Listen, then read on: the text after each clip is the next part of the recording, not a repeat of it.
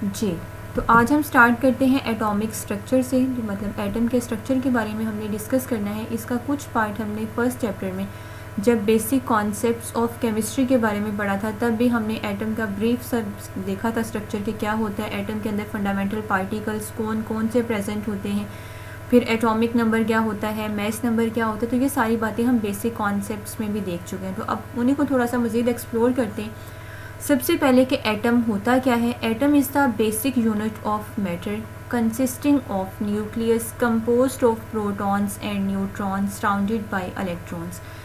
Atom जो है वो किसी भी मैटर का एक बेसिक यूनिट होता है, बुनियादी यूनिट होता है, जिसके अंदर न्यूक्लियस में फिर प्रोटॉन्स और न्यूट्रॉन्स होते हैं, और न्यूक्लियस के गिर्द इलेक्ट्रॉन्स रिवॉल्व कर रहे होते हैं डिफरेंट ऑर्बिट्स में। Atoms are the building blocks of all element and are invisible under ordinary microscope। जितना भी मैटर होता है वो सारे का सारा कंपोज्ड होता है एटम से। अगर आप एक मैटर का पीस लें और आप उसको डिवाइड करते जाएं, आखिर में जो एक स्मॉलेस्ट पार्टिकल आपके पास रह जाएगा वही एटम होता है। Atom is the smallest particle of an element which can take part in a chemical reaction which may or may not exist independently. Atom जो है वो किसी भी एलिमेंट का वो स्मॉलेस्ट पार्टिकल होता है जो किसी केमिकल रिएक्शन में हिस्सा ले सकता है, इंडिपेंडेंटली एग्जिस्ट कर भी सकता है, नहीं भी करता। जैसे जो नोबल गैसेस के एटम होते हैं वो इंडिपेंडेंटली एग्जिस्ट कर सकते हैं, लेकिन जो बाकी कुछ गैसेस होते हैं जैसे हाइड्रोजन है वो मोनोटॉमिक फॉर्म में एग्जिस्ट नहीं करती, तो वो डायटॉमिक फॉर्म में एग्जिस्ट करती है। ऑक्सीजन डायटॉमिक फॉर्म में एग्जिस्ट करती है। एटम के अंदर मज़ीद सब एटॉमिक पार्टिकल्स भी प्रेजेंट होते हैं जो कि ऑलमोस्ट मोर देन 100 होते हैं, लेकिन उनमें से जो फंडामेंटल हैं, जो बुनियादी हैं, वो यही इलेक्ट्रॉन, प्रोटॉन और न्यूट्रॉन्स हैं। तो फंडामेंटल पार्टिकल्स ऑफ एटम की बात करें तो प्रोटॉन्स पे पॉजिटिव चार्ज होता है, ये न्यूक्लियस में प्रेजेंट होते हैं। इनका जो मैस होता है वो रिलेटिव एटॉमिक मैस, वो 1 एटॉमिक मैस यूनिट होता है। पॉजिटिव इन पे चार्ज होता है। Number of proton in nucleus determine the element atomic number. जो एटॉमिक नंबर होता है किसी भी एलिमेंट का, वो नंबर ऑफ प्रोटॉन्स ही होते हैं, जो कि हर एलिमेंट की एक मखसूस आइडेंटिटी भी होते हैं। कभी भी दो एटम्स का एटॉमिक नंबर सेम नहीं हो सकता। तो इस तरह से ये हर जो एटम होता है, हर जो एलिमेंट होता है, उसकी यूनिकनेस भी होती है, उसके नंबर ऑफ प्रोटॉन्स या उसका एटॉमिक नंबर। न्यूट्रॉन्स की बात करें तो ये न्यूट्रल पार्टिकल्स हैं, ये भी एटम के न्यूक्लियस में ही प्रेजेंट होते हैं। तो अब न्यूक्लियस के अंदर दो तरह के पार्टिकल्स हैं, प्रोटॉन्स हैं और न्यूट्रॉन्स हैं। तो न्यूट्रॉन्स का जो मैस होता है वो तकरीबन प्रोटॉन के मैस के इक्वल ही होता है, लेकिन इन पे चार्ज नहीं होता। फिर यही जो आपके पास हैं प्रोटॉन्स और न्यूट्रॉन, यही एटॉमिक मैस बनाते हैं, और इसी की बेस पे फिर आइसोटॉप्स जो हैं वो एक दूसरे से डिफर होते हैं, यानी उनमें number of neutrons he very कर रहे होते हैं आइसोटॉप्स के अंदर। थर्ड है इलेक्ट्रॉन्स, इनके ऊपर नेगेटिव चार्ज होता है, ये न्यूक्लियस के गिर्द जो डिफरेंट ऑर्बिट्स होते हैं उनमें रिवॉल्व कर रहे होते हैं। इनका जो मैस होता है वो प्रोटॉन्स या न्यूट्रॉन्स के मैस से काफ़ी कम होता है, अप्रॉक्सीमेटली 1836 टाइम जो है इनका मैस कम होता है प्रोटॉन या न्यूट्रॉन से कह दें। जो इलेक्ट्रॉन्स हैं ये डिसाइड करते हैं कि एटम ने बॉन्ड किस टाइप का बनाना है, यानी केमिकल बॉन्डिंग के अंदर जो मेजर कंट्रीब्यूशन होता है वो इन्हीं इलेक्ट्रॉन्स का होता है, क्योंकि इलेक्ट्रॉनिक कन्फिग्रेशन जो है वो हम नंबर ऑफ़ इलेक्ट्रॉन्स के अकॉर्डिंग ही कर रहे होते हैं, और फिर वैलेंस शेल में मौजूद इलेक्ट्रॉन से डिसाइड करते हैं कि किस टाइप का बॉन्ड बनेगा, केमिकल बॉन्डिंग कैसे होगी। तो इस तरह की केमिकल प्रॉपर्टीज़ पे इनका इफ़ेक्ट होता है। तो ये जो फंडामेंटल पार्टिकल्स ऑफ एटम है, जब इनके बारे में साइंटिस्ट को पता चला तो उसके बाद जो एटम की पहले डेफिनेशन चलती थी कि एटम जो है वो इनडिविजिबल पार्टिकल होता है, वो भी रिजेक्ट हो गई, क्योंकि एटम के अंदर से हम इलेक्ट्रॉन को भी निकाल सकते हैं, प्रोटॉन को भी, न्यूट्रॉन्स को भी। तो जिसका मतलब है कि एटम फर्दर डिविजिबल है, इसको मज़ीद तकसीम किया जा सकता है। हिस्टोरिकल पर्सपेक्टिव की बात करें तो एटम की जो डिस्कवरी है या जो एटम का स्ट्रक्चर है वो 1-2 दिन में पता नहीं चला, बल्कि सेंचुरीज़ इस पर वर्क होता रहा है। हिस्टोरिकल पर्सपेक्टिव में अगर हम इसको देखें तो 1000 ईयर्स की वर्किंग के बाद ये इतना सारा नॉलेज जो है वो हमें मिला है। तो एंशिएंट जो ग्रीक फ़िलासफ़र्स थे, जो इब्तदाई दौर में ग्रीक फ़िलासफ़र्स थे, जिनमें डेमोक्रिटस का नाम जो है वो बड़ा बुनियादी समझा जाता है। उन्होंने इंडिविजिबल पार्टिकल्स को इंट्रोड्यूस करवाया कि एटम जो है वो इंडिविजिबल पार्टिकल है, मतलब इसी तरह से कि कोई भी मैटर होता है अगर हम उसको डिवाइड करते जाएं तो आखिर में जो छोटा सा पार्टिकल बचेगा जो फर्दर डिवाइड नहीं होगा वही एटम होगा, जिसका मतलब उनकी लैंग्वेज में, ग्रीक में या लैटिन में यही होता था, इंडिविजिबल। उसके बाद एक और साइंटिस्ट आते हैं अल्केमी। इन्होंने जो वर्किंग की थी मेनली वो मेडिवल पीरियड था, यानी जो मिडिल एजेस का टाइम था। उन्होंने जो मेन काम किया था वो किया था कि बेस मेटल्स को नोबल मेटल्स में कन्वर्ट करने का। वो इसमें कामयाब उस टाइम तो नहीं हो सके थे, लेकिन जो केमिकल एक्सपेरिमेंटेशन की बुनियाद है वो अल्केमी ने इस तरीके से ही रखी थी। बेस मेटल्स वो होती हैं जिनको आमतौर पे क्रोजन जो है वो बड़ी इजीली हो जाती है, लेकिन नोबल मेटल्स वो होती हैं जो ज़रा इनर्ट होती हैं, जिनको जंग वगैरह आसानी से नहीं लगता। तो अल्केमी जो है वो वर्किंग उस टाइम इसी चीज़ पे कर रहे थे कि किसी तरह वो इन बेस मेटल्स को नोबल मेटल्स में कन्वर्ट कर लें। तो बड़ा उन्होंने इसमें वर्क किया भी, और जो केमिकल एक्सपेरिमेंटेशन है उसके लिए एक रास्ता भी प्रोवाइड कर दिया। उसके बाद थोड़ा सा अगर फर्दर हम आगे चलें तो 16-17 सेंचुरी की बात करें तो तब साइंस ज़रा ज़्यादा डेवलप होने लगी, मतलब पहले की निस्बत जो है वो साइंस की तरफ लोगों का रुझान बढ़ने लगा। तो उस दौरान फिर डिफरेंट केमिस्ट ने वर्किंग की, जिनमें रॉबर्ट बॉयल वगैरह हैं, इनका रोल है। तो मतलब इस तरह आहिस्ता आहिस्ता होते आज जो हम एटम का स्ट्रक्चर और इसके अंदर जो फंडामेंटल पार्टिकल्स हैं उनको स्टडी करते हैं, तो ये हम तक इस तरीके से नॉलेज पहुँचे। फिर जो बड़ा अहम कंट्रीब्यूशन समझा जाता है एटम की डिस्कवरी के अंदर या हिस्ट्री के अंदर, वो जॉन डाल्टन की एटॉमिक थ्योरी है। जॉन डाल्टन ने एटॉमिक थ्योरी प्रपोज की थी 19th सेंचुरी में, और इनकी जो ऑब्जर्वेशन थी वो ये थी कि जितने भी एलिमेंट्स होते हैं, एलिमेंट कंपोज्ड होते हैं एटम से, यानी एक एलिमेंट जो होता है उसके अंदर सेम टाइप ऑफ एटम्स होते हैं। तो जब same type of atoms combine होते हैं तो एलिमेंट्स बनते हैं, और जब different type of atoms combine होते हैं तो कंपाउंड्स की फॉर्मेशन होती है, और जो एटम्स कंबाइन होते हैं वो सिंपल रेशो में होते हैं।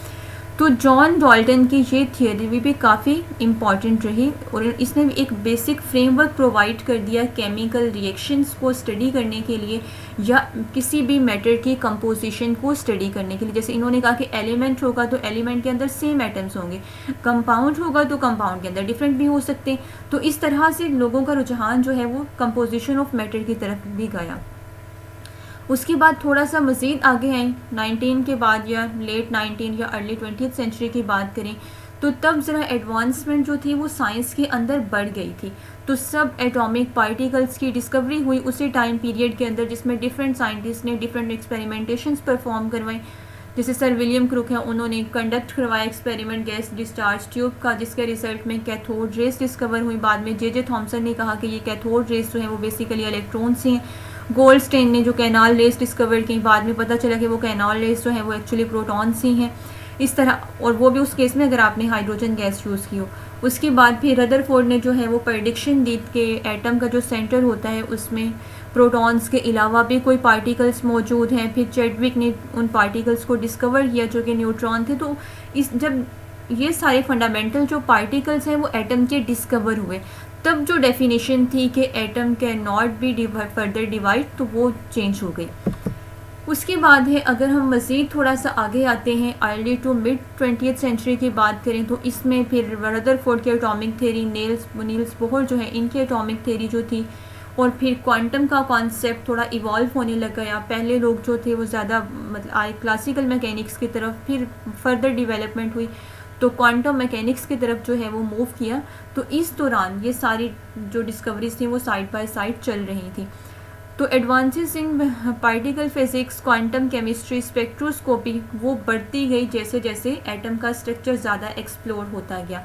तो इन शॉर्ट अगर हम सारी बातों को सम अप करें तो ये सारा बताने का मकसद ये है कि एटम जो है वो कोई एक आध या साल में डिस्कवर नहीं हो गया, इसके पीछे बहुत सारी ईयर्स की एफर्ट है, तब जाके ये इतना सारा नॉलेज जो है वो हमें मिला। रदरफोर्ड की एटॉमिक थ्योरी की बात करें तो ये न्यूजीलैंड के फिजिस्ट थे अर्नेस्ट रदरफोर्ड। इन्होंने 1911 के अंदर एक बहुत इम्पॉर्टेंट थ्योरी जो थी वो प्रपोज की। ये इस तरह से कि देखिए अब पार्टिकल्स तो डिस्कवर हो चुके थे, लेकिन उस टाइम भी 1911 में न्यूट्रॉन की डिस्कवरी ज़रा इसके फर्दर बाद हुई थी। उस टाइम भी कि ये पार्टिकल्स अब एटम के अंदर प्रेजेंट कैसे हैं, यानी इलेक्ट्रॉन, प्रोटॉन, न्यूट्रॉन जो हैं वो एटम के अंदर सेट कैसे हैं, उसको बड़ा एक अच्छा फ्रेमवर्क प्रोवाइड किया रदरफोर्ड ने। इससे पहले वो एक जनरल से प्लम पुडिंग थ्योरी थी जिसके मुताबिक जो है एटम बिल्कुल एक पॉजिटिवली चार्ज प्लेट है जिसके ऊपर कहीं कहीं स्ट्रक होते हैं नेगेटिवली चार्ज्ड पार्टिकल्स।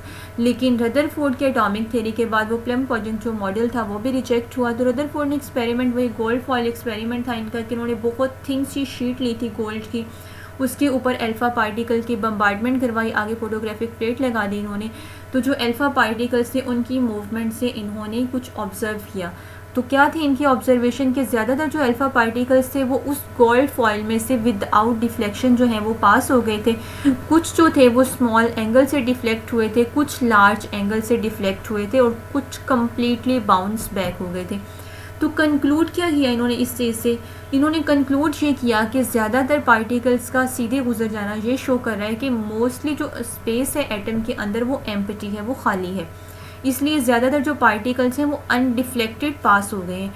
कुछ पार्टिकल्स का वापस मुड़ जाना शो कर रहा था कि एटम के, और वो एटम के सेंटर से टकरा के आ रहे थे कि एटम के सेंटर में कोई हैवी पार्टिकल, कोई हैवी चीज़ मौजूद है जो अपने अंदर से उन पार्टिकल्स को पास आउट नहीं होने दे रही, जिस वजह से वो रिफ्लेक्ट बैक हो गए हैं।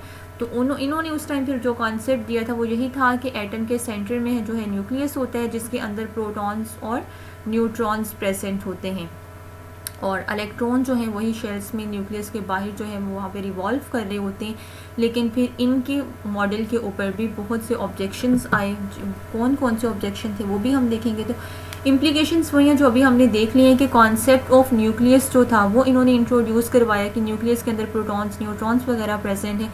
Realisation that most of the atomic mass जो है वो कंसनट्रेटेड होता है न्यूक्लियस के अंदर, यानी एटम का जो मैस होता है उसका मेजर पोर्शन इसी न्यूक्लियस में होता है, क्योंकि बाहर तो जस्ट इलेक्ट्रॉन्स होते हैं और इलेक्ट्रॉन का मैस वैसे ही इन न्यूट्रॉन या प्रोटॉन के मैस से काफ़ी कम होता है।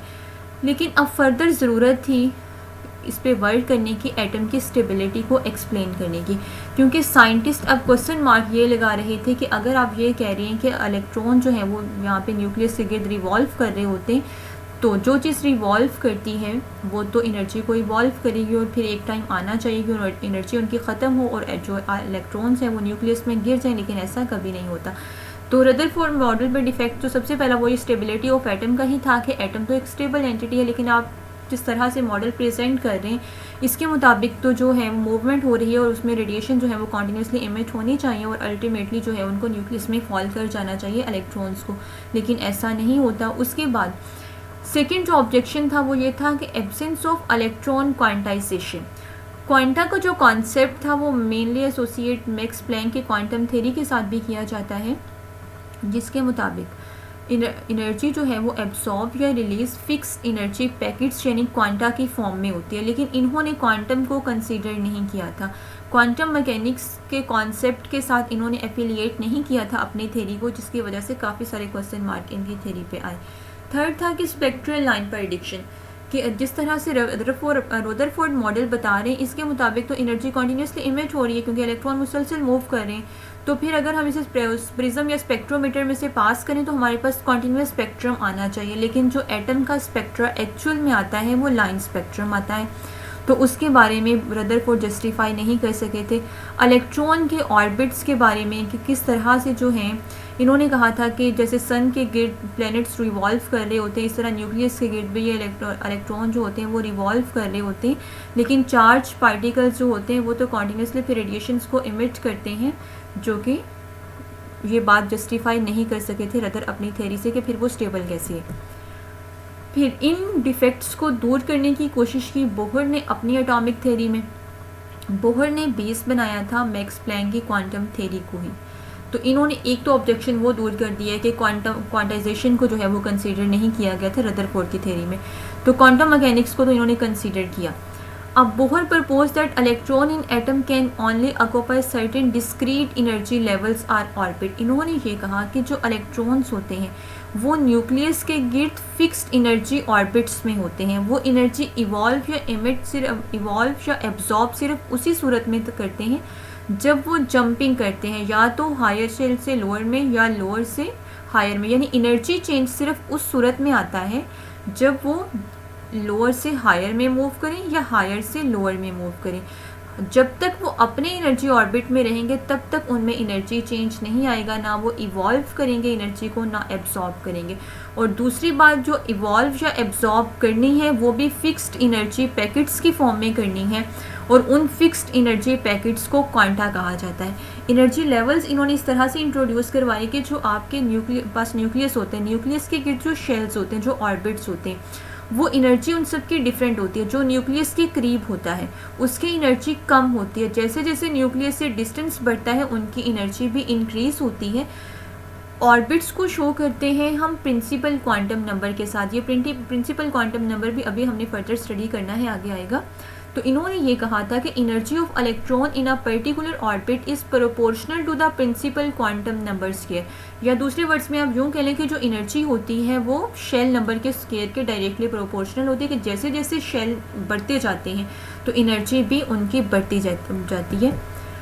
इलेक्ट्रॉनिक ट्रांजिशन की बात जैसे अभी हमने कही कि इलेक्ट्रॉन जो हैं वो एनर्जी एब्जॉर्ब या इवॉल्व उस सूरत में करते हैं जब वो अपने से हायर शेल में या हायर वाला लोअर शेल में जंप करता है।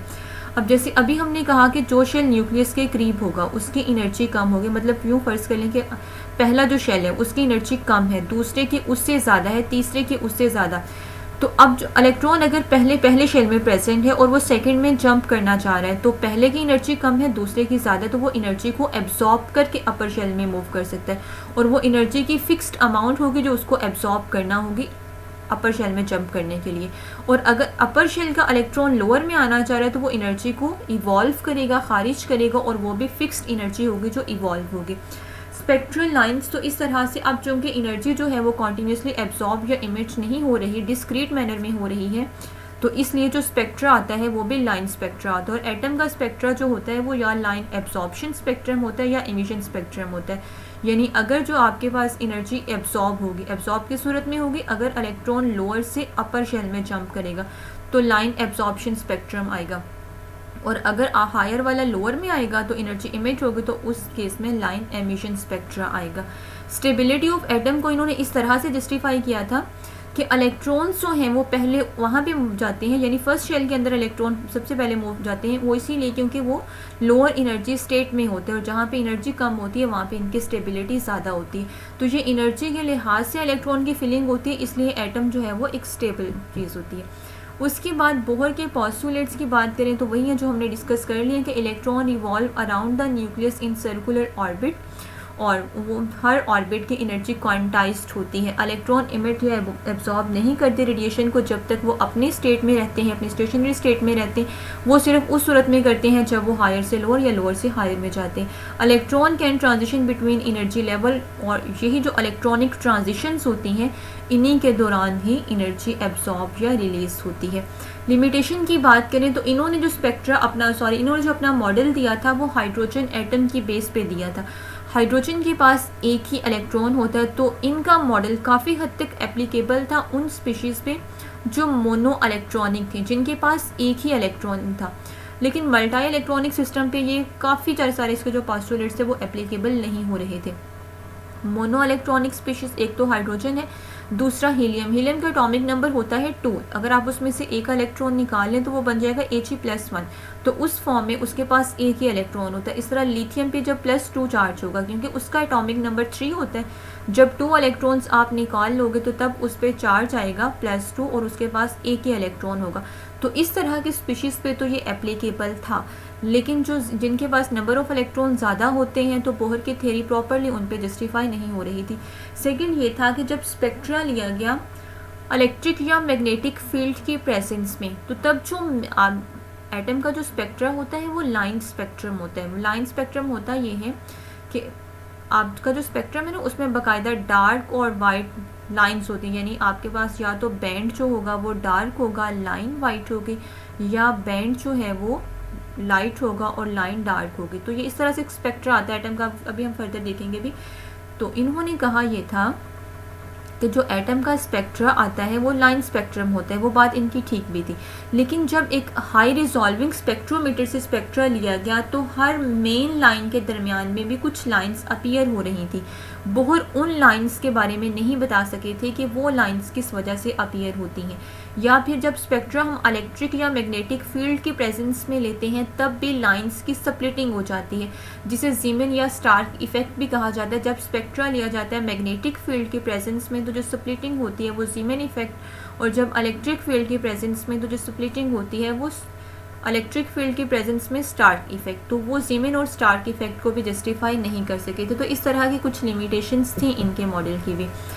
उसके बाद आता है quantum mechanical model of an atom. अभी तक जो हमने पढ़े हैं मॉडल रदरफोर्ड का था या बोहर का था, उसमें एटम इलेक्ट्रॉन को हमने एज अ पार्टिकल ट्रीट किया है।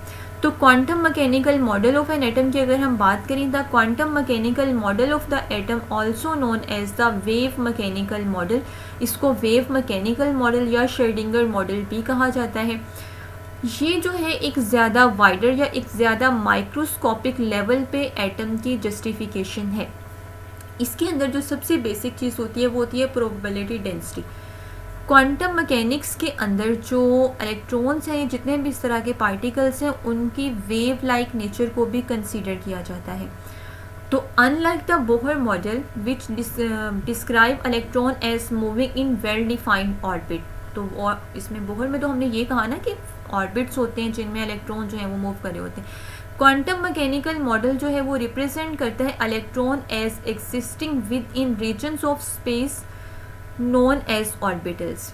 क्वांटम मैकेनिक्स के अंदर हम ये कहते हैं कि इलेक्ट्रॉन एक्चुअली एग्जिस्ट करते हैं ऑर्बिटल्स में। ये ऑर्बिटल्स क्या होते हैं? ऑर्बिटल्स जो है स्पेस, वो मखसूस स्पेस होती है जहाँ पे इलेक्ट्रॉन की फाइंडिंग के चांसेस मैक्सिमम होते हैं, और मैक्सिमम 95% तक तो आप प्रेडिक्ट कर सकते हैं, लेकिन यानी आप एग्जैक्ट नहीं बता सकते हो कि इलेक्ट्रॉन इस टाइम में यहाँ पे प्रेजेंट है। इसकी नेचर वेव लाइक होती है, और उसको जस्टिफाई करते हैं हम एक मैथमेटिकल फंक्शन जिसे वेव फंक्शन कहा जाता है, जो कि प्रोबेबिलिटी डेंसिटी भी होती है कि किस टाइम इलेक्ट्रॉन की फाइंडिंग के चांसेस कहाँ पे मैक्सिमम है। तो इसे कहा जाता है प्रोबेबिलिटी डेंसिटी। फिर यहाँ भी फर्दर जस्टिफिकेशन देते हैं हम इनके क्वांटम नंबर से। क्वांटम नंबर को हमने फर्दर आगे भी स्टडी करना है। Quantum mechanical model use a set of quantum numbers to describe the properties and energy level of electron within atom। Space में इलेक्ट्रॉन के बिहेवियर को कम्प्लीटली डिस्क्राइब करने के लिए 4 नंबर्स का एक सेट यूज़ किया जाता है जिसे कहा जाता है क्वांटम नंबर। ये 4 जो नंबर्स होते हैं, पहला है प्रिंसिपल क्वांटम नंबर जो कि आपको शेल्स के बारे में इंफॉर्मेशन प्रोवाइड करता है। दूसरा एंगुलर क्वांटम नंबर भी इसको कहते हैं, एजीमुथल क्वांटम नंबर भी कहते हैं। ये सब शेल की शेप वगैरह के बारे में इंफॉर्मेशन प्रोवाइड करता है। मैग्नेटिक क्वांटम नंबर उन्हीं सब शेल की ओरिएंटेशंस के बारे में आपको बताते हैं कि ऑर्बिटल कैसे ओरिएंटेड होते हैं स्पेस के अंदर।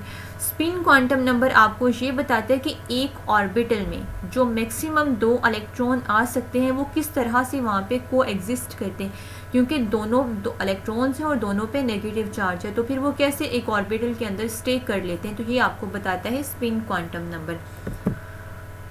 एटॉमिक ऑर्बिटल्स की बात करें तो जैसे अभी हमने ऊपर भी कहा कि ऑर्बिटल्स जो हैं वो मखसूस जगह होती हैं, वो रीजन्स होते हैं स्पेस के अंदर जहाँ पे इलेक्ट्रॉन की फाइंडिंग की चांसेस मैक्सिमम होते हैं। जहाँ पे इलेक्ट्रॉन की फाइंडिंग प्रोबेबिलिटी मैक्सिमम हो उन्हें हम कहते हैं एटॉमिक ऑर्बिटल्स। और ये मेनली जो हैं सब शेल जिन्हें हम कह रहे होते हैं SPDF। एस के लिए एल की वैल्यू एल होता है एजीमुथल क्वांटम नंबर, जो अभी हमने कहा कि एजीमुथल क्वांटम नंबर या एंगुलर क्वांटम नंबर जो है वो हमें सब शेल के बारे में इंफॉर्मेशन प्रोवाइड करता है। एस के लिए इसकी वैल्यू होती है एल की 0, पी के लिए होती है 1, डी के लिए होती है 2 और एफ के लिए होती है 3। इलेक्ट्रॉनिक कन्फिग्रेशन, जो क्वांटम मैकेनिकल मॉडल है वो एक बेसिक फ्रेमवर्क भी प्रोवाइड करता है। कोवेलेंट बॉन्डिंग को एक्सप्लेन करने के लिए हम पढ़ते हैं, जिसमें हम कहते हैं कि डिफरेंट एटॉमिक ऑर्बिटल्स कंबाइन होते हैं, ओवरलैप करते हैं, मॉलिक्यूलर ऑर्बिटल्स बनते हैं। वैलेंस बॉन्ड थ्योरी, हाइब्रिडाइजेशन वगैरह के अंदर हम ये कहते हैं कि एटॉमिक ऑर्बिटल के कंबाइन होने से मॉलिक्यूलर ऑर्बिटल्स बनते हैं। तो वो ओवरलैपिंग वगैरह किस तरह से होती है, तो वो सारी बातें भी क्वांटम मैकेनिकल मॉडल आपको बताता है। क्वांटम मैकेनिकल कैलकुलेशन जो हैं वो बहुत सारी फील्ड्स में फिर हमें हेल्प आउट करती हैं। जैसे अभी हमने केमिकल रिएक्शंस की बात की है, केमिकल रिएक्शन को स्टडी करने के लिए इलेक्ट्रॉनिक कन्फिग्रेशन को देखने के लिए, और बाकी केमिस्ट्री के अंदर कुछ मटेरियल साइंसेस के अंदर कुछ एप्लीकेशंस होते हैं इसके। तो ये बड़ी एक सिग्निफिकेंट एडवांसमेंट है एटॉमिक स्ट्रक्चर को समझने के लिए क्वांटम मैकेनिक्स की। और क्वांटम मैकेनिक्स के अंदर जो सबसे इम्पॉर्टेंट चीज़ है वो है Schrodinger wave equation. Wave particle duality of matter.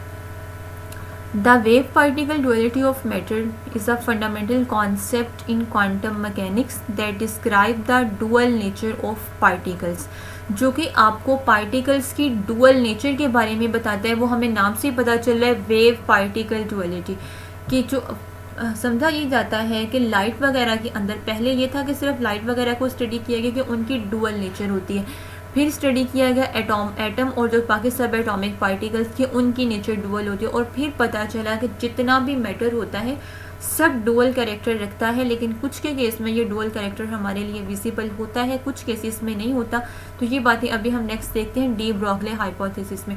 यहाँ भी हम सिर्फ ये देखेंगे कि इस वेव पार्टिकल नेचर का मतलब क्या है। वेव लाइक बिहेवियर ये होता है कि just like light which exhibit wave like properties such as interference and diffraction, कि जो वेव्स की प्रॉपर्टीज़ होती हैं जैसे डाइफ्रैक्शन वगैरह, इंटरफेरेंस वगैरह, तो लाइट ये करेक्टर शो करती है, लाइट ये प्रॉपर्टीज़ शो करती है। और वेव लाइक बिहेवियर को डिस्क्राइब किया जाता है एक मैथमेटिकल फंक्शन की मदद से जिसे हम वेव फंक्शन कहते हैं। वेव फंक्शन हमने अभी ऊपर भी स्टडी किया कि which represent the probability amplitude of finding the particle at a particular location in space and time, कि एक ख़ास टाइम में स्पेस में किस जगह पे इलेक्ट्रॉनिक डेंसिटी जो है वो मैक्सिमम है, वो आपको वेव फंक्शन बताता है। Wave function can undergo interference where waves combine constructively और डिस्ट्रक्टिवली। तो वेव फंक्शन जो है जिसमें हम मेनली इलेक्ट्रॉन या सब एटॉमिक पार्टिकल्स को अगर हम ये कहें कि उनकी वेव लाइक नेचर होती है और वेव फिर जब कंबाइन होती हैं तो उनका कंस्ट्रक्टिव इंटरफेरेंस भी हो सकता है, डिस्ट्रक्टिव भी हो सकता है। तो ये जो करेक्टर्स हैं ये है वेव लाइक करेक्टर। दूसरा है particle like behaviour. Particle like behaviour तो हम समझते हैं कि हर चीज़ के अंदर होता ही है। लाइक इलेक्ट्रॉन जो हैं उनके अंदर कुछ प्रॉपर्टीज़ जैसे उनकी पोजीशन होती है, हम कहते हैं कि बोहर के मुताबिक अगर हम देखें कि वो इलेक्ट्रॉन जो है वो रिवॉल्व अगर कर रहा है तो वो ख़ास जगह पे मौजूद है तो वो रिवॉल्व कर रहा है, और जो चीज़ मूव कर रही होती है फिर मैस और वेलोसिटी का प्रोडक्ट मोमेंटम होता है तो उनका मोमेंटम भी होता है। तो ये चीज़ें जो है ये प्रूव करती हैं कि पार्टिकल लाइक बिहेवियर भी है इन पार्टिकल्स का। When particles are detected or observed, they behave as localized entities with definite position। तो अगर आप जैसे हाइसेनबर्ग अनसर्टेनिटी प्रिंसिपल के अंदर आप देखेंगे कि आप इन इलेक्ट्रॉन्स की पोजीशन को फाइंड कर सकते हैं कि एक एटम के अंदर ऑर्बिट में इलेक्ट्रॉन किस जगह पे मौजूद है। तो इसका मतलब है कि पार्टिकल लाइक नेचर तो इनकी है ही है। अब वेव पार्टिकल डुअलिटी क्या है? डी ब्रॉगले हाइपोथेसिस इसमें बड़ा इम्पॉर्टेंट एक कंट्रीब्यूशन फैक्टर है। डी ब्रॉगले ने अपना हाइपोथेसिस दिया 1924 के अंदर, जो कि एक बड़ा फंडामेंटल कॉन्सेप्ट है क्वांटम मैकेनिक्स के अंदर। इन्होंने सजेस्ट क्या किया अपने हाइपोथेसिस में कि जितने भी पार्टिकल्स होते हैं लाइक इलेक्ट्रॉन्स हैं या बाकी सब एटॉमिक एंटिटीज़ हैं इंक्लूडिंग ऑल मैटर, पहले तो बात थी स्मॉलर लेवल पे, लेकिन इसके अलावा जो लार्जर ऑब्जेक्ट्स होते हैं उनके अंदर भी इन्होंने कहा कि बोथ करेक्टर होता है, यानी वेव लाइक प्रॉपर्टीज़ भी होती हैं और पार्टिकल लाइक बिहेवियर भी होता है। और ये बड़ी एक सिग्निफिकेंट डेवलपमेंट थी। असल में इन्होंने कंबाइन किया था दो थ्योरीज़ को।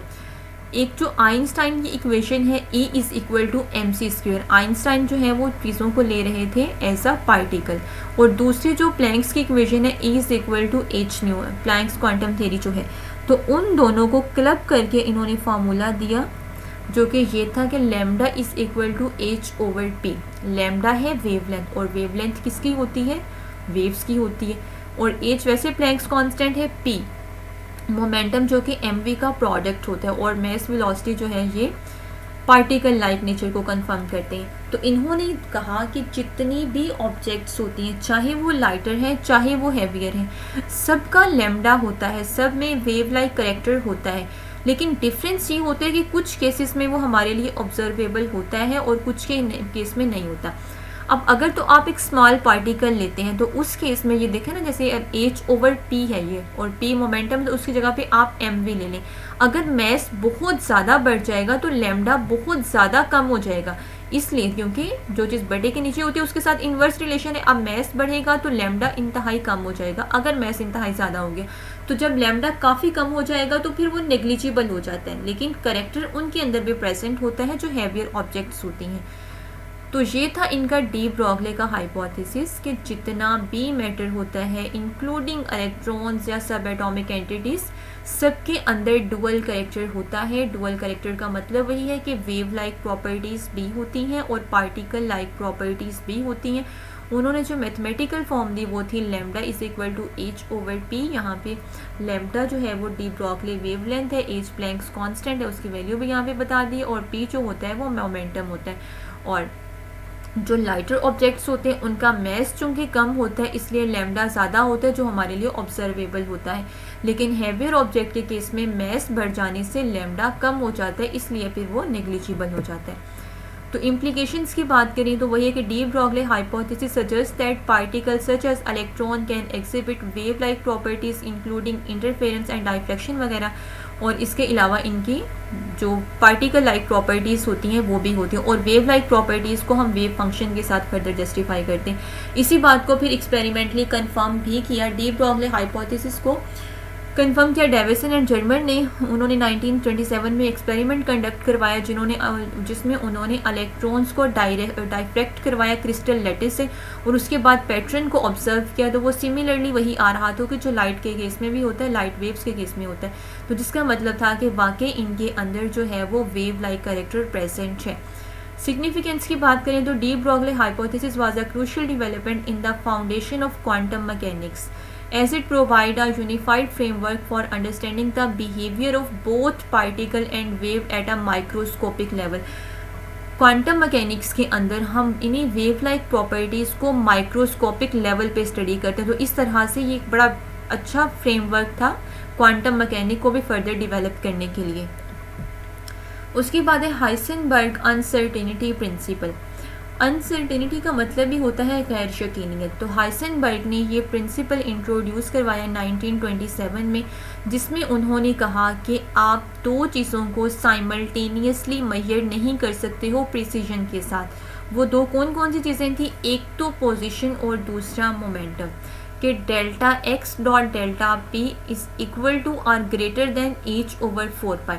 अब इस साइड वाला जो फैक्टर है वो तो कांस्टेंट है, मेनली तो प्लैंक्स कांस्टेंट है, बाकी 4 और पाई तो वैसे ही कांस्टेंट नंबर है। तो डेल्टा एक्स यहाँ पे है अनसर्टेनिटी इन पोजीशन और डेल्टा पी जो है uncertainty in momentum.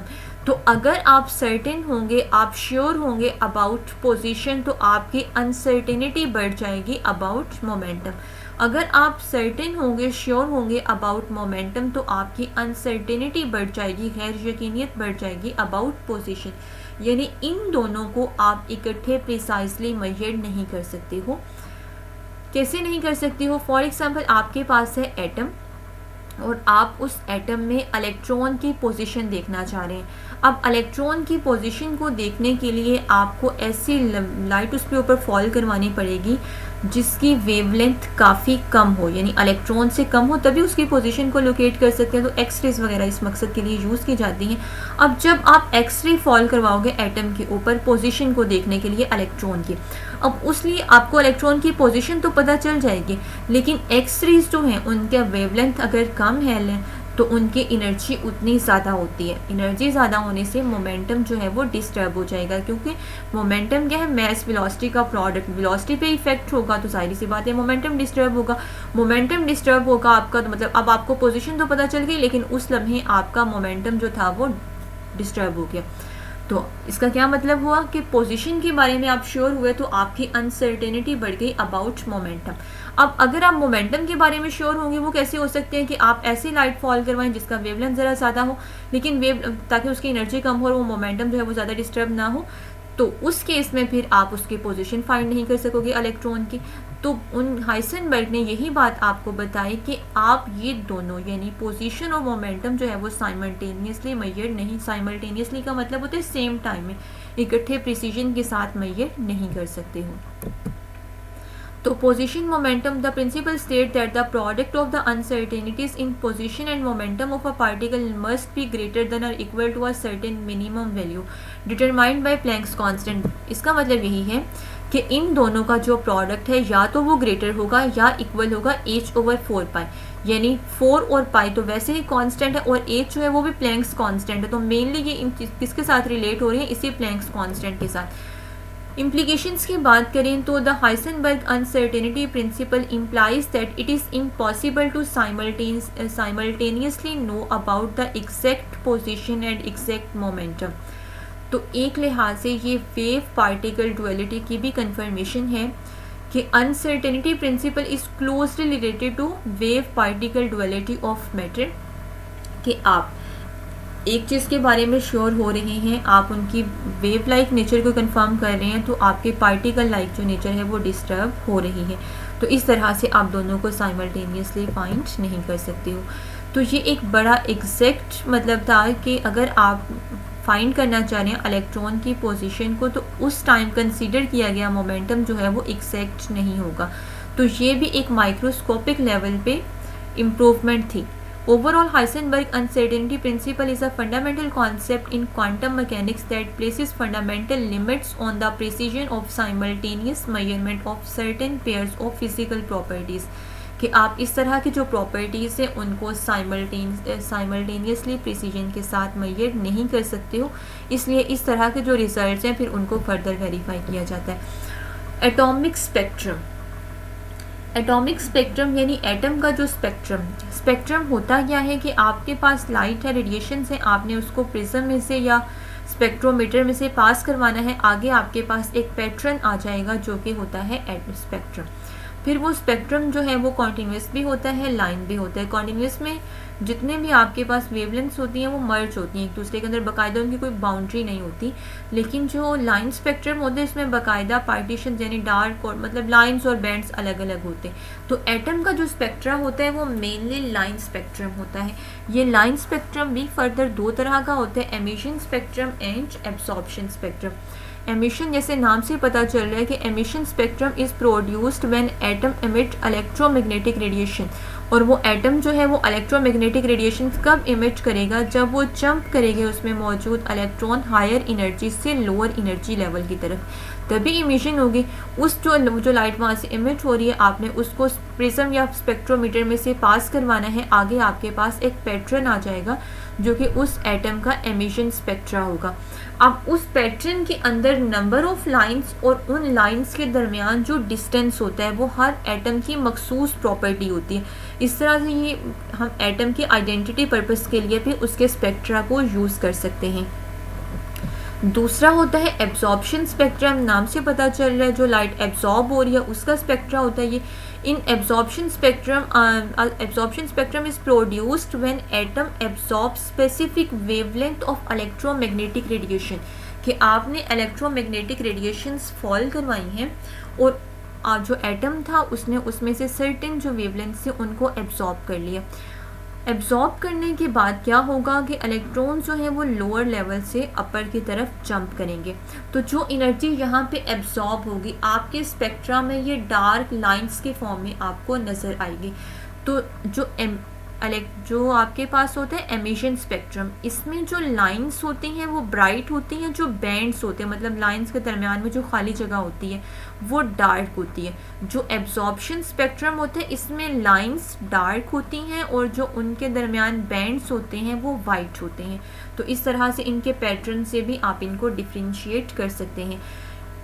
Absorption spectra हो या एमिशन स्पेक्ट्रा हो, ये काफ़ी वैल्यूएबल इंफॉर्मेशन आपको प्रोवाइड करता है हर एटम के बारे में। जैसे अभी मैंने कहा कि हर एटम का ये मखसूस स्पेक्ट्रा होता है जो कि आप उसके आइडेंटिटी पर्पस के लिए भी यूज़ कर सकते हैं। एमिशन स्पेक्ट्रम ऑफ हाइड्रोजन की बात करें तो refer to the pattern of wavelength of light emitted when electron in hydrogen atom transition from higher energy level to lower energy level.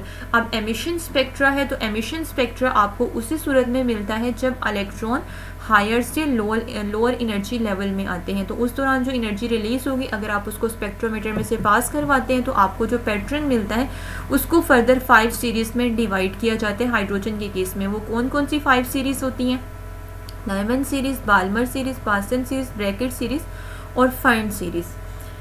ये एमसीक्यूज़ के लिए इंपॉर्टेंट भी है। लास्ट टाइम इसमें से एमसीक्यूज़ आया हुआ था कि फॉर एग्जांपल लाइमन सीरीज़ जो है वो किस रीजन में लाई करती है, या बाल्मर सीरीज़ जो है वो किस रीजन में लाई करती है, या पार्सन, ब्रैकेट और फाइंड सीरीज़ जो है वो किस रीजन में लाई करती है। तो इसमें जो विजिबल होती है वो ओनली बाल्मर सीरीज़ होती है, जो विजिबल रीजन में आती है। ये किस बेस पे सीरीज़ बनाई जाती हैं? अगर इलेक्ट्रॉन जो हैं वो वापस आ रहे हैं फर्स्ट शेल के अंदर। N1 जो है वो पोजीशन है जहाँ पे इलेक्ट्रॉन वापस आएगा। N2 जो है वो शेल है जहाँ से वापस आएगा। अब लाइमन सीरीज कौन सी होगी? जब इलेक्ट्रॉन जो है वो वापस आएगा फर्स्ट शेल के अंदर। अब फर्स्ट शेल के अंदर वापस कहाँ से आ सकता है? किसी हायर शेल से आएगा ना। हायर कौन सा हो सकता है? 1 से, या सेकंड से आएगा, या थर्ड से आएगा, या फोर्थ, अप टू मतलब जितने भी हायर शेल से अगर वो फर्स्ट शेल में आके स्टे करता है तो ये होगी लाइमन सीरीज़। बाल्मर में जो उसकी ओरिजिनल पोजीशन होगी वो सेकंड शेल होगा। अगर वो वापस आता है सेकंड शेल के अंदर, तो सेकंड में कहाँ से वापस आ सकता है? उससे हायर शेल्स में से, थर्ड, फोर्थ, फिफ्थ में से। तो अगर वो बाल्मर सेकंड में वापस आता है तो वो बाल्मर सीरीज़ होगी। अगर थर्ड में आता है, ये दोनों तरीक़ों से क्वेश्चन आ सकता है कि इलेक्ट्रॉन जो है वो किस शेल से जंप करके अपर शेल में गया था, या वापस किस शेल में आ रहा है। तो ये दोनों के केस में उनका ओरिजिनल जो शेल नंबर है वो आपने याद रखना है। बाकी जंपिंग होनी कहाँ से है वो उससे हायर लेवल का कोई शेल ले लेंगे आप। जैसे पार्सन के केस में N1 आपके पास 3 है तो N2 जो है वो उससे हायर शेल हो सकता है। अब पेपर में क्वेश्चन इस तरह से भी आ सकता है कि फॉर एग्जांपल लाइमन सीरीज़ में N क्या होता है, तो N आपने अगर तो उसने आपको हायर का पूछा है तो उस केस में तो ठीक है, अदरवाइज वहाँ पे N का मतलब ये उनकी ओरिजिनल पोजीशन होती है जहाँ से वो गया था या जहाँ उसने वापस आना है। ठीक है, तो ये वाला शेल नंबर फिर आप लोगों ने याद रखना होता है जो N1 वाला होता है। बाकी इनका रीजन ऑफ स्पेक्ट्रम के किस रीजन में ये लाई करती हैं। उसके बाद है नूडल प्लेन। नूडल सरफेस भी कहते हैं, नूडल प्लेन भी कहते हैं, नोड्स भी कहते हैं इनको। ये वो सरफेसेस या प्लेस होती हैं जहाँ पे इलेक्ट्रॉन की प्रोबेबिलिटी के चांसेस, इलेक्ट्रॉन की फाइंडिंग के चांसेस ज़ीरो होते हैं। According to the wave function associated with an atomic orbital, जहाँ पे इलेक्ट्रॉन की फाइंडिंग के, इलेक्ट्रॉन की प्रोबेबिलिटी के चांसेस ज़ीरो होंगे, उस जगह को हम बोलते हैं नूडल प्लेन। दूसरे वर्ड्स में nodal surface represent a region of space where the electron is unlikely to be found. जहाँ पे इलेक्ट्रॉन स्टे नहीं करते, जहाँ पे इलेक्ट्रॉन नहीं रहते, वो स्पेस जो होती है वो नूडल प्लेन या नूडल सरफेस होती है। जैसे पी ऑर्बिटल के केस में इसकी शेप होती है डम्बल, तो उसमें दरमियान में नोड होता है। इस तरह से डी की होती है डबल डम्बल, तो उसमें 2 नोड्स होते हैं। एफ की तरह कॉम्प्लेक्स होती है, उसमें 3 नोड्स होते हैं। नोड्स की भी आगे बहुत सारी टाइप्स होती हैं, लेकिन बेसिक लेवल पे अगर आप देखें तो number of nodal plane in an atomic orbital is related to angular momentum quantum number, जो अभी हमने ऊपर थोड़ा सा देखा भी है, आगे भी हमने देखना है। एजीमुथल क्वांटम नंबर जो हमने कहा था कि हमें ऑर्बिटल्स के बारे में इंफॉर्मेशन प्रोवाइड करता है, जिसको एल के साथ डिनोट किया जाता है। तो एस के लिए एल की वैल्यू होती है 0। इसका मतलब है कि यहाँ पे 0 नूडल प्लेन होता है एस के अंदर। पी के लिए एल की वैल्यू होती है 1, तो इस केस में 1 नूडल प्लेन होता है। और डी के केस में एल की वैल्यू होती है 2, तो 2 नूडल प्लेन होते हैं। इस तरह से सो ऑन आगे आप देखते जाए। Electronic distribution. इलेक्ट्रॉनिक डिस्ट्रीब्यूशन का मतलब क्या होता है? इलेक्ट्रॉनिक डिस्ट्रीब्यूशन का मतलब यही होता है कि इलेक्ट्रॉन्स जो हैं वो किस तरह से डिस्ट्रीब्यूट होते हैं न्यूक्लियस के डिफरेंट ऑर्बिटल्स में। सबसे जो बेसिक चीज़ होती है वो ऑर्बिट, जिसे हम शेल भी कह रहे होते हैं। फिर ऑर्बिट के अंदर फर्दर सब शेल्स होते हैं, सब शेल के अंदर फर्दर ऑर्बिटल्स होते हैं, और एक ऑर्बिटल के अंदर मैक्सिमम 2 इलेक्ट्रॉन्स आ सकते हैं। एटॉमिक ऑर्बिटल एक्चुअल में वो रीजन्स, वो स्पेस, वो जगह होती हैं जहाँ पे इलेक्ट्रॉन प्रेजेंट होते हैं। तो शेप्स की बात करें तो एस की शेप स्फेरिकल होती है, इसमें नूडल प्लेन नहीं होता, तो इलेक्ट्रॉन डेंसिटी के पाए जाने के चांसेस हर जगह पे होते हैं। पी ऑर्बिटल जो है इसकी शेप डम्बल होती है, इसके 2 लोब्स होते हैं और इसमें 1 नूडल प्लेन होता है। इसके बाद जो डी है इसकी शेप डबल डम्बल होती है, और इसके अलावा इसके अंदर नूडल प्लेन होते हैं, नोड्स प्रेजेंट होते हैं। एफ की ज़रा कॉम्प्लेक्स होती है, वो यहाँ पे हम ड्रॉ नहीं करते।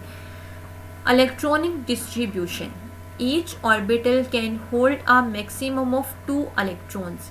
देखिए पहले सबसे जो आउटर चीज़ है वो है एक शेल या ऑर्बिट, उसके अंदर फर्दर है सब शेल, सब शेल के अंदर है ऑर्बिटल्स। तो ऑर्बिटल के अंदर मैक्सिमम आ सकते हैं 2 इलेक्ट्रॉन्स, और वो 2 इलेक्ट्रॉन्स भी अपोजिट स्पिन के साथ मूव करते हैं, जो कि स्पिन क्वांटम नंबर भी आपको बताता है कि एक अगर क्लॉकवाइज रिवॉल्व कर रहा हो, घूम रहा हो, तो दूसरा एंटी क्लॉकवाइज मूव करता है।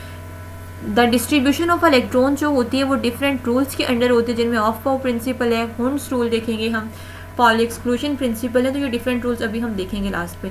एनर्जी लेवल्स की बात अगर हम करें तो जो शेल न्यूक्लियस के सबसे ज़्यादा करीब होता है वो ज़्यादा स्टेबल भी होता है, तो उसकी एनर्जी कम होती है जैसे जैसे न्यूक्लियस से फासला बढ़ता जाता है। या दूसरे वर्ड्स में यूँ कह लें कि जैसे जैसे प्रिंसिपल क्वांटम नंबर की वैल्यू बढ़ती जाती है, न्यूक्लियस से डिस्टेंस बढ़ता जाता है आउटर शेल का, और एनर्जी भी इंक्रीज होती जाती है। क्वांटम नंबर्स, क्वांटम नंबर जो है वो सेट ऑफ 4 नंबर्स है जो कि इलेक्ट्रॉन के बिहेवियर को न्यूक्लियस के गिर्द एक एटम में कम्प्लीटली जस्टिफाई करने के लिए हम यूज़ करते हैं। ये 4 क्वांटम नंबर्स वही हैं, principal quantum number, azimuthal quantum number, magnetic quantum number और स्पिन क्वांटम नंबर। तो जो प्रिंसिपल क्वांटम नंबर है ये आपको इंफॉर्मेशन प्रोवाइड करता है अबाउट शेल्स। अब शेल्स आपको क्या क्या बताते हैं? शेल्स आपको 2 बातें बताते हैं। एक बात तो शेल्स आपको ये बताते हैं एटॉमिक रेडियस के बारे में, थोड़ा सा आइडिया आपको मिल जाता है कि जैसे जितने ज़्यादा शेल्स होंगे उस एटम का रेडियस उतना ज़्यादा होगा। दूसरा एनर्जी लेवल्स के बारे में, जैसे जैसे न्यूक्लियस से फासला बढ़ता जाएगा एनर्जी भी इंक्रीज होती जाएगी। तो डिस्टेंस और एनर्जी ये 2 बातें आपको बताता है principal quantum number. Angular quantum number जो है, एंगुलर मोमेंटम क्वांटम नंबर या एजीमुथल क्वांटम नंबर, ये आपको बताता है शेप्स ऑफ इलेक्ट्रॉन के, इलेक्ट्रॉनिक ऑर्बिटल्स जो होते हैं उनकी शेप्स के बारे में, और मेनली सब शेल्स के बारे में। इसकी वैल्यू हमेशा n से कम होती है, यानी ये L जो होता है वो n-1 के इक्वल होता है। n था शेल नंबर जो कि फर्स्ट से स्टार्ट होता है 1 2 3। n कभी भी 0 नहीं हो सकता। n 0 होने का मतलब है शेल 0 है। शेल 0 तो इसका मतलब है कोई शेल वहाँ पे एग्जिस्ट नहीं कर रहा। n की यानी प्रिंसिपल क्वांटम नंबर की वैल्यू 0 नहीं हो सकती। एजीमुथल क्वांटम नंबर या एंगुलर मोमेंटम क्वांटम नंबर जो है ये 0 हो सकता है, क्योंकि हमने कहा ये होता है n-1 के इक्वल। अब अगर n 1 हो आपके पास तो 1-1 क्या आंसर आएगा आपके पास? 0। तो सब शेल हमारे पास 4 होते हैं, S P D F। S के लिए L की वैल्यू होती है 0, P के लिए L की वैल्यू होती है 1, D के लिए L की वैल्यू होती है 2 और F के लिए होती है 3। मैग्नेटिक क्वांटम नंबर आपको इन्हीं ऑर्बिटल्स की ओरिएंटेशंस के बारे में बताता है कि स्पेस में ये किस तरह से ओरिएंटेड होते हैं। इसकी वैल्यू जो होती है वो भी L के साथ ही एसोसिएट होती है, यानी आपके पास 0 है और 0 के एक साइड पे पॉजिटिव इंटीजर्स होते हैं, दूसरी साइड पे नेगेटिव। तो एक साइड पे +L होगा, दूसरी साइड पे -L होगा। तो ये आपको पॉसिबल ओरिएंटेशंस के बारे में बताएगी कि ऑर्बिटल्स किस तरह से स्पेस के अंदर ओरिएंटेड हैं। जैसे आपके पास है S, और एक बात याद रखिएगा कि एक ऑर्बिटल में मैक्सिमम 2 इलेक्ट्रॉन्स आ सकते हैं, और S के अंदर तो मैक्सिमम 2 ही इलेक्ट्रॉन्स होते हैं। तो इसका मतलब है इसके अंदर एक ही ऑर्बिटल होगा, तो इसकी एक ही पॉसिबल ओरिएंटेशन होती है। P सबशेल जो होते हैं इसके अंदर होते हैं 6 इलेक्ट्रॉन्स। अब एक ऑर्बिटल के अंदर मैक्सिमम आ सकते हैं 2 इलेक्ट्रॉन्स, तो P के अंदर कितने ऑर्बिटल्स होंगे? 3 ऑर्बिटल, ठीक है, क्योंकि एक के अंदर 2 इलेक्ट्रॉन आ सकते हैं, तो 6 इलेक्ट्रॉन के लिए कितने होने चाहिए? 3 ऑर्बिटल्स। तो वो PX, PY और PC, ये तीनों P की पॉसिबल ओरिएंटेशंस होती हैं, जो कि आपको मैग्नेटिक क्वांटम नंबर बताता है। D ऑर्बिट सबशेल जो होता है उसके अंदर मैक्सिमम आते हैं 10 इलेक्ट्रॉन्स। अब 10 के लिए 5 ऑर्बिटल्स होते हैं, तो मैग्नेटिक क्वांटम नंबर आपको उन 5 ऑर्बिटल्स की ओरिएंटेशन बताता है। F के अंदर होते हैं 14 इलेक्ट्रॉन, 7 ऑर्बिटल्स होते हैं, तो उनकी पॉसिबल ओरिएंटेशंस भी आपको मैग्नेटिक क्वांटम नंबर बताता है। स्पिन क्वांटम नंबर इलेक्ट्रॉन्स की स्पिन मोशन के बारे में आपको बताते हैं कि एक ऑर्बिटल के अंदर जो 2 इलेक्ट्रॉन रह रहे होते हैं तो वो किस तरह से रहते हैं। तो वो इस तरह से मूव करते हैं कि एक अगर क्लॉकवाइज मूव करता है तो दूसरा एंटी क्लॉकवाइज मूव करता है, यानी एक की स्पिन अगर अप है तो दूसरे की डाउन है। तो इस तरह से वो एक ऑर्बिटल के अंदर रिसाइड कर लेते हैं, स्टे कर लेते हैं। उसके बाद है कुछ इंपॉर्टेंट फार्मूलाज कि अगर आपसे क्वेश्चन कर लिया जाए कि आपने रेडियस कैलकुलेट करना है, कोई भी एटम दे दिया जाए, फॉर एग्जांपल कहा जाए कि हाइड्रोजन के सेकंड शेल के लिए करें, तो आपने फार्मूला यूज़ करना है R is equal to 0.529 multiplied by n square over c। तो यहाँ पे सिर्फ आपने z एटॉमिक नंबर, अगर तो हाइड्रोजन है तो z वैसे ही 1 हो जाएगा, और n जो होता है वो शेल नंबर होता है। तो जिस भी शेल का आपसे पूछा गया आपने उसके केस में वो शेल नंबर की वैल्यू यहाँ पे पुट करनी। फॉर एग्जांपल सेकंड शेल का तो 2 का स्क्वायर 4 हो जाएगा, और जो भी एटॉमिक नंबर होगा आपने उसको इस पर डिवाइड करके इसके साथ मल्टीप्लाई करना है, तो आपके पास उस ऑर्बिट का रेडियस आ जाएगा। अगर आपसे पूछा जाए कि एनर्जी कैलकुलेट करें रिवॉल्विंग इलेक्ट्रॉन की, तो आपने ये वाला फार्मूला यूज़ करना है कि 2-2.18 multiplied by 10⁻⁻18 multiplied by G square over N square joules. ये जाउल्स में है, अगर किलो जाउल में कन्वर्ट करो तो फर्दर इसमें कन्वर्जन की जा सकती है। जी यहाँ पे भी क्या होता है, जी यहाँ पे भी वही एटॉमिक नंबर है, और आपके पास n जो है वो शेल नंबर होता है। तो इस तरीके से आप एनर्जी भी कैलकुलेट कर सकते हैं। प्लैंक्स इक्वेशन की बात करें तो E is equal to H nu, E energy होती है, H प्लैंक्स कांस्टेंट है, न्यू फ्रीक्वेंसी होती है, D ब्रॉगली हाइपोथेसिस अभी हमने ऊपर भी देखा है कि lambda is equal to H over P। Heisenberg का अनसर्टेनिटी प्रिंसिपल भी ऊपर हम देख चुके हैं कि delta x dot delta p is equal to or greater than H over 4 pi. उसके बाद इलेक्ट्रॉनिक कन्फिग्रेशन यानी distribution of electron in an atomic orbital of an atom, ये डिफरेंट रूल से गवर्न हो रही होती है। सबसे पहले ऑफ बाउ प्रिंसिपल। ऑफ बाउ प्रिंसिपल जो है वो आपको ये बताता है कि इलेक्ट्रॉन सबसे पहले किस ऑर्बिटल में जाएंगे। इनके मुताबिक इलेक्ट्रॉन पहले उस ऑर्बिटल में जाते हैं जिसकी एनर्जी कम होती है, क्योंकि लोअर एनर्जी स्टेट में वो ज़्यादा स्टेबल होते हैं। तो अब एनर्जी कम का कैसा पता चलता है, ये पता चलता है n+l रूल से। n यहाँ पे होता है प्रिंसिपल क्वांटम नंबर, l होता है एजीमुथल क्वांटम नंबर। तो आपने n और l की वैल्यू को ऐड करना है, जिसकी n+l की वैल्यू कम आएगी, इलेक्ट्रॉन पहले उस ऑर्बिटल के अंदर जाएंगे। अब अगर ऐसा हो कि दो ऑर्बिटल्स के लिए n+l की वैल्यू सेम आ जाए, क्योंकि हो सकता है ना कि n जो है वो प्रिंसिपल क्वांटम नंबर है, अगर पहला शेल है तो n1 हो जाएगा, दूसरा है तो n2 हो जाएगा, तीसरा है तो n3 हो जाएगा। और l जो है वो एजीमुथल क्वांटम नंबर है, जो अभी हम ऊपर देख भी चुके हैं, एंगुलर मोमेंटम क्वांटम नंबर भी जिसे हमने कहा था। l की वैल्यू जो होती है वो s के लिए 0 होती है, p के लिए 1, d के लिए 2, f के लिए 3। जैसे आपसे पूछा जाए कि 5s के लिए n+l की वैल्यू क्या होगी, तो 5s, 5 क्या है यहाँ पे शेल नंबर यानी n, और s क्या है सब शेल, तो वो l उसके लिए क्या होता है 0। तो 5 + 0 आपके पास आंसर क्या आएगा 5 आ जाएगा। तो जिसकी n+l की वैल्यू कम होगी, इलेक्ट्रॉन पहले उसमें मूव करेंगे। और अगर दो ऑर्बिटल्स ऐसे आ जाते हैं जिनकी n+l की वैल्यू सेम हो, तो फिर आपने देखना है कि जिसकी n की वैल्यू कम होगी, इलेक्ट्रॉन पहले उसमें मूव करेंगे। उसके बाद है, ये था ऑफ बाउ प्रिंसिपल। नेक्स्ट है होर्न्स रूल। अकॉर्डिंग टू होर्न्स rule, if orbitals of same energy are available, then electron will go in separate orbitals with same spin rather than in same orbital with opposite spin। जैसे आपके पास होते हैं p के अंदर further 3 orbitals px, py और pc। अब आपके पास ये तीनों ऑर्बिटल्स अवेलेबल हैं और इलेक्ट्रॉन्स हैं आपके पास, फॉर एग्जांपल 2 जिन्होंने एंटर होना है इन 3 ऑर्बिटल्स में। तो अब तीनों चूँकि ये डीजेनरेट ऑर्बिटल्स हैं, तीनों की एनर्जी सेम है, तो इस तरह का अगर केस हो तो इलेक्ट्रॉन जो है वो सेपरेट ऑर्बिटल्स में रहना ज़्यादा पसंद करेंगे एज़ कम्पेयर टू कि वो दोनों एक ही ऑर्बिटल में, यानी दोनों px में चले जाएं और वहाँ पे उनकी स्पिन अपोजिट हो जाए। ये इस चीज़ को प्रेफर नहीं करेंगे, बल्कि वो किसको प्रेफर करेंगे कि वो अलग अलग ऑर्बिटल में चले जाएं, एक px में चला जाए, एक py में, तो दोनों वहाँ पे सेम स्पिन के साथ भी मूव कर सकते हैं। उसके बाद है Pauli exclusion principle. Pauli exclusion principle के मुताबिक no 2 electrons in an atom can have the same values for all 4 quantum numbers. कि जो आपने ये चारों क्वांटम नंबर्स पढ़े हैं, किसी भी एटम में जो इलेक्ट्रॉन्स होते हैं उनके केस में ये चारों क्वांटम नंबर्स की वैल्यूज़ कभी भी सेम नहीं हो सकती। यानी no 2 electron in an atom can have the same 4 quantum numbers. कौन कौन से? Principal quantum number, azimuthal, magnetic और स्पिन। प्रिंसिपल आपको किसके बारे में बताया था? तो शेल नंबर के बारे में। अब यहीं से आप देख लें कि हमने कहा था कि एजीमुथल क्वांटम नंबर जो एल होता है ना वो n-1 होता है, तो इन दोनों की वैल्यू यहीं पे डिफर कर जाएगी।